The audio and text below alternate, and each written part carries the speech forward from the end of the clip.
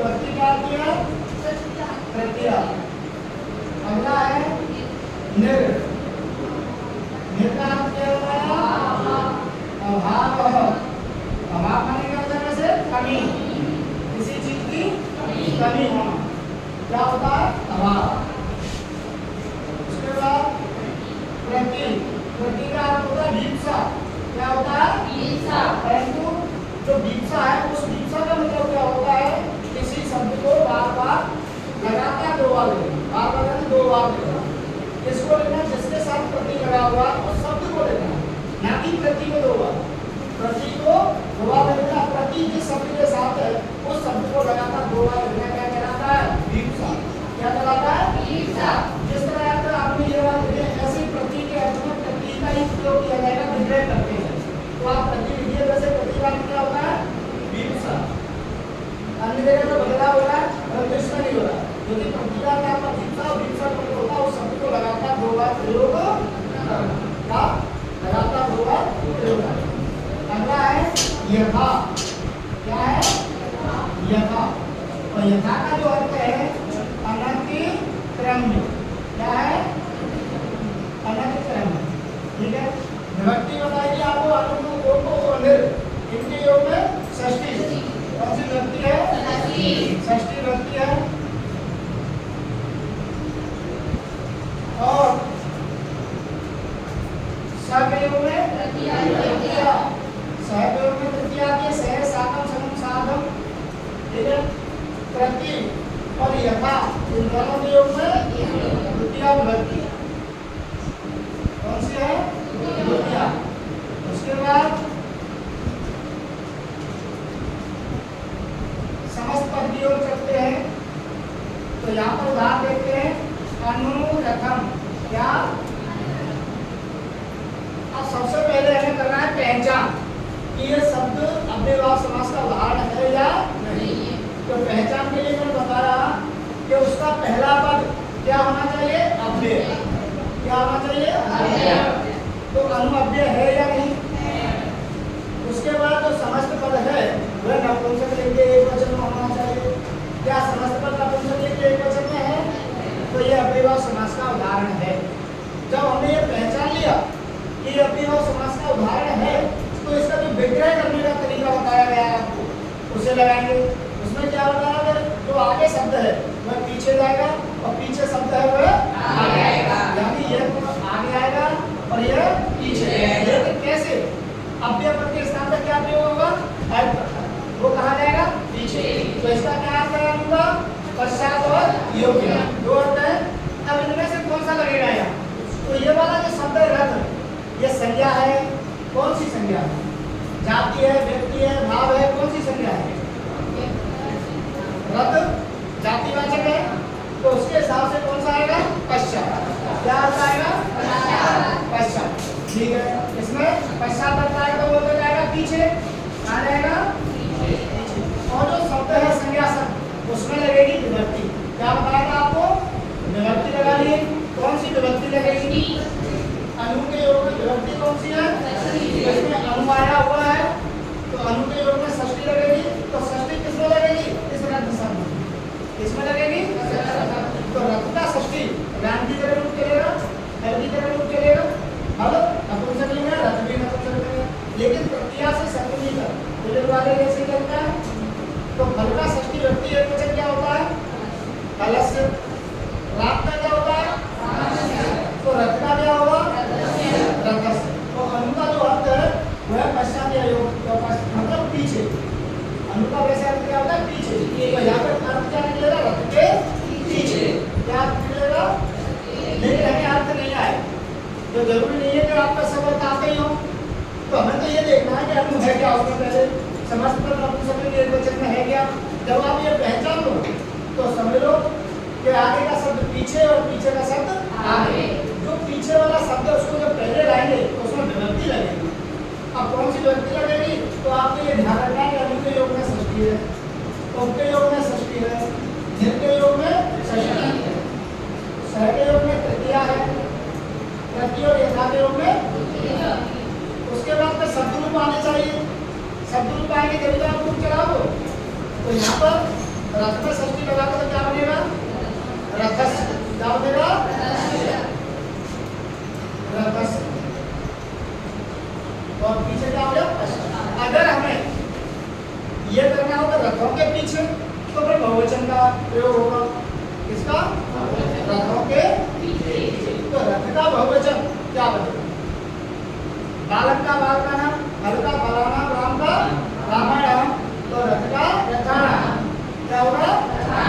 तो यहाँ पर हो जाएगा रथा राम पश्चात। क्या हो जाएगा? विभक्ति कौन सी लगाई जा रही है? भाव दे रहा है रथों के पीछे तो फिर बहुवचन आ रहा है, और रथ के पीछे तो एक वचन आ रहा है। क्लियर इतना? अगर बाई चांस व्यक्तिवाचक जातिवाचक शब्द नहीं आया, भाववाचक आ गया तो अर्थ क्या होगा? योग्य। जैसे अनुरूपम। अनुरूपम यहाँ पर क्या है? पहले अव्ययपद है, पीछे पूरा शब्द देखा गया तो क्या है? नपुंसकलिंग एक वचन। क्या है? जैसे अपना सेवा समास का उदाहरण है, पहचान लिया हमने। उसके बाद विग्रह करोगे तो क्या करोगे? आगे का शब्द पीछे और पीछे का शब्द आगे। तो पीछे क्या है? रूप। ये आएगा पहले, लेकिन इसमें विभक्ति लगेगी। कौन सी विभक्ति लगेगी? तो अनु को देखना होगा। अनु में कौन सी है? षष्ठी। तो इसलिए रूप शब्द में षष्ठी विभक्ति लगेगी। अब रूपों के पीछे या रूप के पीछे? बहुवचन से तो सही नहीं बैठ रहा, तो इसलिए एक वचन का प्रयोग होगा। अब रूप में विभक्ति षष्ठी लगे तो क्या बनेगा? रूपस। अब बात आती है अर्थ की कि पश्चात लगाया या योग्य। तो जो रूप शब्द है वो कौन सा? व्यक्ति है, जाति है या भाव है? भाव है। कौन सा है? भाव। तो भाव के रूप में कौन सा आएगा? योग्य। तो इसलिए बन जाएगा रूपस्य योग्य। क्या बनेगा? अगर यहाँ पर होता अनुगुणम, क्या होता? अनुगुणम, तो यहाँ गुण क्या है? भाव है। गुण क्या है? तो अनुपात क्या होगा? योग्य। क्या होगा? योग्य। तो गुण का षष्ठी व्यक्ति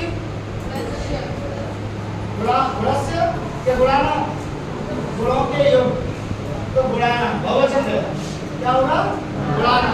और अनुपात योग्य, तो गुणाना योग्य। क्या होगा? गुणाना योग्य। समझ में आ रहा है? जिसकी समझ में आया है वो हाथ खड़ा करो। अनु के दोनों हाथ समझ रहे हैं कौन सा लगाना है? विभक्ति पता करी कौन सी लगानी है? अगर ये विग्रह आया और समस्त पद बनाना हो तो इसका उल्टा करते हैं। इसका उल्टा करते हैं। जैसे ये साथ कर दिए गए, अभी लोड कर देना दोबारा। जैसे यहाँ आ गया विष्णुः, विष्णुः पश्चात। तो मैंने कल बताया था कि अगर विग्रह आए तो हमें अर्थ देखना है। कहाँ पर? पीछे की साइड। क्या देखना है? अर्थ। तो देखिए इन अर्थों में से कोई है क्या? पश्चात है, और इधर इसमें षष्ठी व्यक्ति लगी है या नहीं? तो ये अव्यय समास का उदाहरण है। अब इसको क्या करोगे? समस्त पर, तो इसका उल्टा करोगे, पश्चात आएगा आगे, लेकिन उसके अव्यय पद के रूप में। किसमें आएगा? तो पश्चात का अव्यय पद क्या है? अनु। अनु तो आ गया पहले, और जो विष्णु में जो मूल शब्द है वो क्या है? विष्णु। क्या है? इसको बनाओगे नपुंसकलिंग में एक वचन। क्या बनाओगे? तो मैंने आपको बताया कि उ, ओ, औ अगर आता है तो छोटे उ में परिवर्तन कर दिया। तो ये ऑलरेडी पहले से ही छोटे में है। क्या बनेगा? अनु विष्णु। क्या बनेगा? अनु विष्णु। समस्त पद करते समय उल्टा कर दिया, और समस्त पद से विग्रह करो तो उस नियम को लगा दो। अब देखिए स्तंभ अर्थ और शब्द में विभक्ति लगाते हुए लिख दीजिए। आपका समस्त पद से विग्रह और विग्रह पद से समस्त पद। बताइए किसी को समस्या है? चलिए तो इसको मैं दोबारा लिख देता हूँ, आप नोट करेंगे सबको साथ ही साथ, फिर आगे का लिखेंगे। क्या हो जाएगा इसका? प्रधान, पश्चात या फिर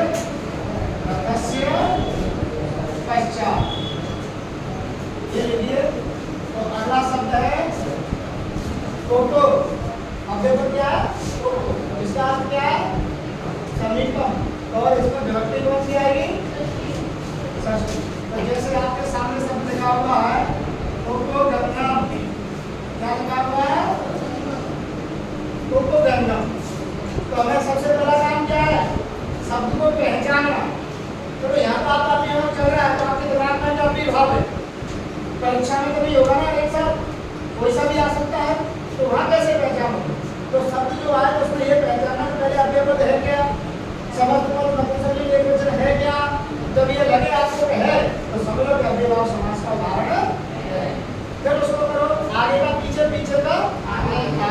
तो उप है आगे, इसका अर्थ क्या है भैया? समीपम। तो कहाँ जाएगा? पीछे, पीछे। और इसमें मूल संज्ञा शब्द क्या है? गंगा। क्या है मूल शब्द? गंगा। तो गंगा में लगेगी विभक्ति, कौन सी लगेगी भैया? षष्ठी। अब गंगा आकार के स्त्रीलिंग, तो रूप आपका रमा की तरह। रमा का क्या बनता? षष्ठी।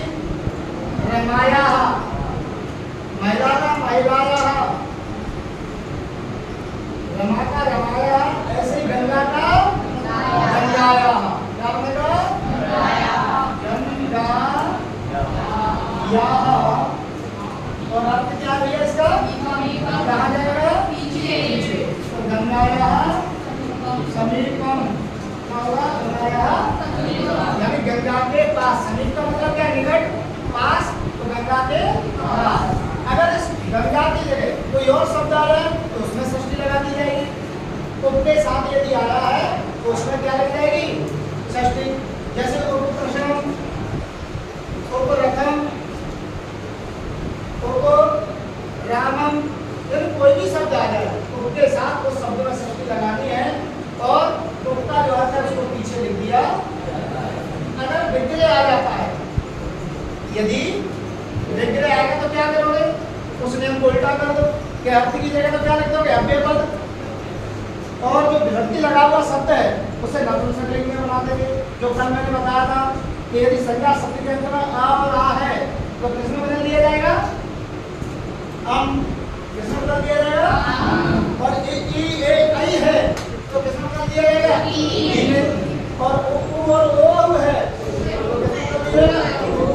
वही तरीका लगा दोगे तो आपका समस्त पद बनके तैयार हो जाएगा। जैसे यहाँ पर मैंने आपके लिए प्रशास्य समीपा, इसको उल्टा करना है। हमने पहचान लिया कि आपके पद का अर्थ यहाँ पर लगा हुआ समीपम, तो इसको उल्टा करोगे तो समीपम किस अव्ययपद का है? उपका। तो यह कहाँ आ जाएगा? पहले। और इसमें षष्ठी विभक्ति लगी हुई है। विभक्ति का लोप कर दो तो मूल शब्द का बचेगा प्रश्न। इसके पीछे क्या है? अ। आपको किसमें बदल दोगे? अम में। तो क्या बच जाएगा? उपप्रशम। क्या बनेगा? समास कौन सा हो जाएगा? अव्ययभाव। पहचान लोगे? कोई समस्या तो नहीं है? चलिए ये दो शब्द, दो भाग लीजिए, आगे बढ़ते हुए दो लाइन नोट करो।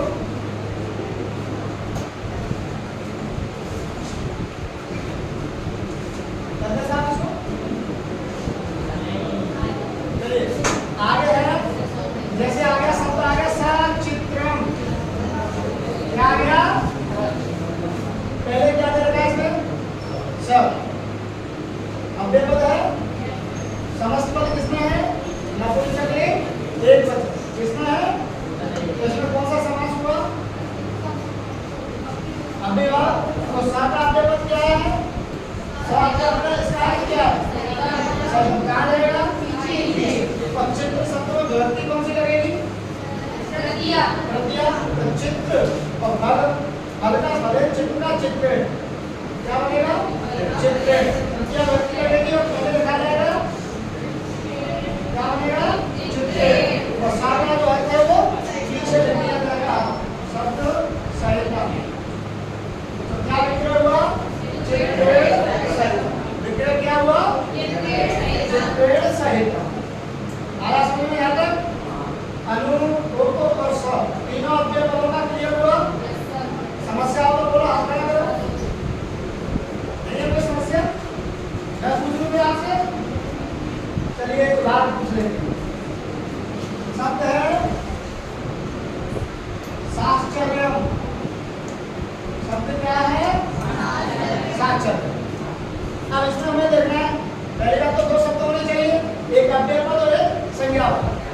तो इसमें अव्ययपद क्या है और संज्ञापद क्या निकलेगा आश्चर्य। क्या निकलेगा आश्चर्य। तो आश्चर्य में कौन सी विभक्ति लगेगी? विभक्ति कौन सी लगाई जाएगी आश्चर्य में?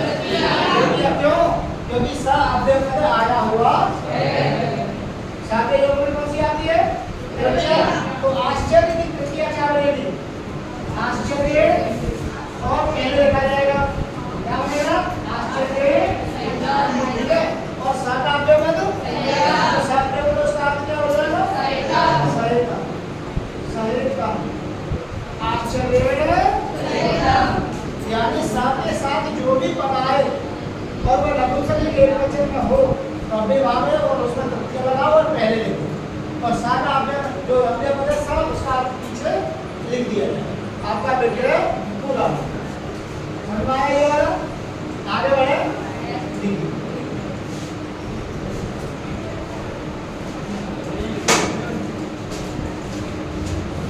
इधर देखिए उदाहरण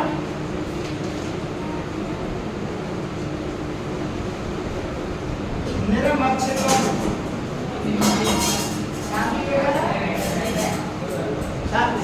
शब्द क्या लिखा हुआ है निर्मच। इसमें पहले क्या दिखाई दे रहा है आपको निर। क्या दिखाई दे रहा है और निर का जो अर्थ है वो क्या है और निर के ऊपर जो विभक्ति है तो षष्ठी किसमें लगेगी मच्छिका। संज्ञा शब्द क्या है मच्छिका मक्खी होता है इसका अर्थ। तो मच्छिका में जब षष्ठी लगेगी और निर का अर्थ अभाव है तो क्या होगा मक्खी का अभाव या मक्खियों का अभाव बहुवचन आ रहा है। तो इसमें जो विग्रह होगा वो मच्छिका में षष्ठी विभक्ति का बहुवचन लगाया जाएगा। कौन सा लगाया जाएगा? तो मच्छिका और रमा दोनों यहाँ का नाम किस लिए है रमा का रमाणा तो मच्छिका का मच्छिका क्या बनेगा मच्छिकाणा। और निर का जो अर्थ है वो कहा जाएगा पीछे। निर का अर्थ क्या अभाव क्या है अभाव। क्लियर हुआ?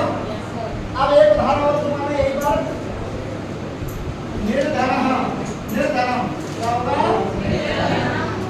निर्धन। तो निर्धनम माने धन का अभाव और धन की कमी है। तो विग्रह करते समय क्या होगा धनस्य होगा या धनानाम होगा?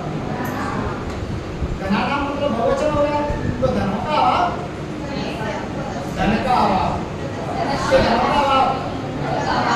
का अभाव होगा।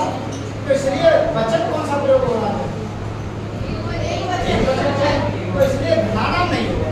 फिर क्या होगा धनस्य अभाव। अगर यहाँ होता है निर्जलम क्या होता है निर्जलम तो निर्माण अभाव और जलम माने जल का। तो जल का अभाव के जलम का अभाव तो एक वचन हो रहा है या बहुवचन?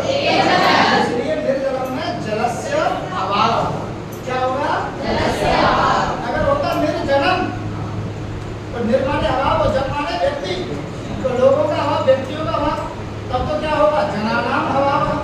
अगर कहें व्यक्ति का अभाव व्यक्ति का एक वचन से काम कर रहा है तो क्या बन जाएगा जनस्य अभाव। यानी भाव पर डिपेंड करेगा कि आपका बहुवचन से काम कर रहा है कि एक वचन। अब धन और जल में बहुवचन आ ही नहीं सकता। जलों का अभाव होता है जल का अभाव होता है धनों का अभाव नहीं होता धन का अभाव होता है। तो एक वचन ही लगाना बहुवचन नहीं। क्लियर इतना समझ में आया? अगला देखिए ये साफ करता ऊपर वाले लिख लिया होगा इन वालों को दोनों को ऊपर बता देते हैं यहाँ पर देखो तो रोल करो उसके बाद ये वाले ऊपर बताएं यहाँ दिखाई नहीं देगा पीछे देखो देखो चेक कराओ समझ में आ रहा हो तो बताना वैसे यहाँ मत कर देना। एक बार में 4 बार पूछो भाई कोई दिक्कत नहीं और समझ में आना चाहिए। जो बार बार टाइम नहीं मिलेगा रिवीजन के लिए आपको एक बार तो सोने के बाद में देखते हैं तो कितना टाइम मिलता है। थोड़ा समझ में आना चाहिए ऐसा रखना है आपकी समझ में आना चाहिए। बाद में भी पढ़ो तो आप समझ सको कि हमने लिखा क्या है। ऐसे पेज पे पढ़ रहे हो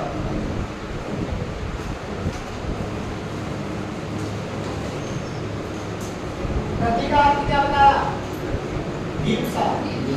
हिंसा का मतलब क्या होगा जिस शब्द के साथ प्रति लगाया उस शब्द को लगाकर दो बार ठीक है, इसी बात को ऊपर देखते हैं, यहाँ से हटा देते हैं।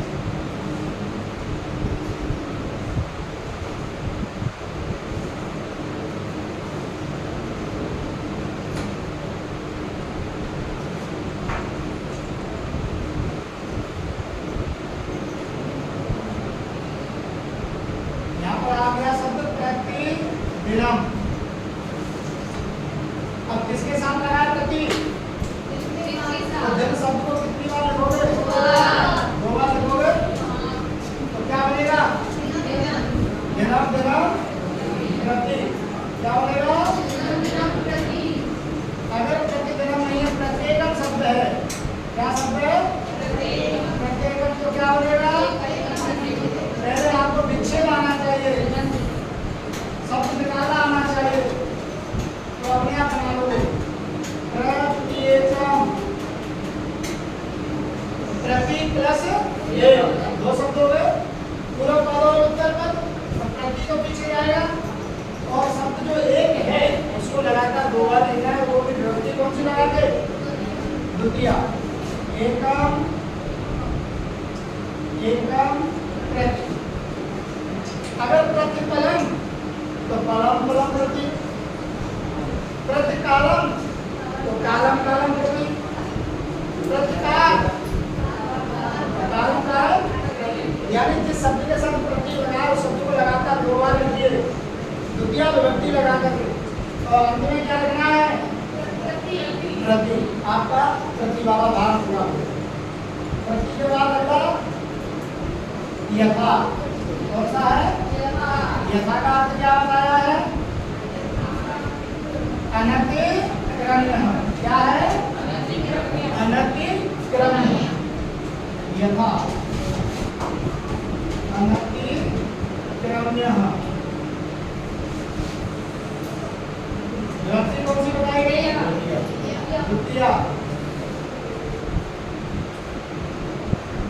यथा कालम, तो क्या बनेगा भैया? काल में कौन सी विभक्ति आएगी? द्वितीया। तो क्या बनेगा? कालम। और जो यथा शब्द है पेपर, इसका अर्थ क्या है? कहाँ जाएगा? तो बनेगा कालम अनतिक्रम्य। क्या बनेगा? अगर यहाँ पर आ जाए यथेच्छम, क्या हो जाए? यथेच्छम। तो इसमें दो शब्द है, यथा और इच्छा। यथा और इच्छा। तो इच्छा को क्या लगेगी? तो इच्छा, और पीछे जाएगा अनतिक्रम्य। क्या होगा? यथा रीति, तो रीतिम अनतिक्रम्य। यथेष्टम, तो इष्टम अनतिक्रम्य। यथा फलम, तो फलम अनतिक्रम्य। समझ में आया जाएगा? अव्ययभाव समास आपको भी इतना ही बोला, इससे बाहर नहीं जाएगा। उदाहरण की बात है, कह नहीं सकते, लेकिन जो अव्यय पद बताए हैं इनमें से आपका काम हो जाएगा, इससे बाहर नहीं जाएगा। आप ये लिख दीजिए, इसी के साथ अव्ययभाव समास समाप्त होता है। अब रही बात उदाहरण की, और अभ्यास करते रहेंगे। उदाहरण इनके अलावा और भी देखते रहेंगे। अव्ययभाव समास यहीं पर समाप्त। देखो फटाफट।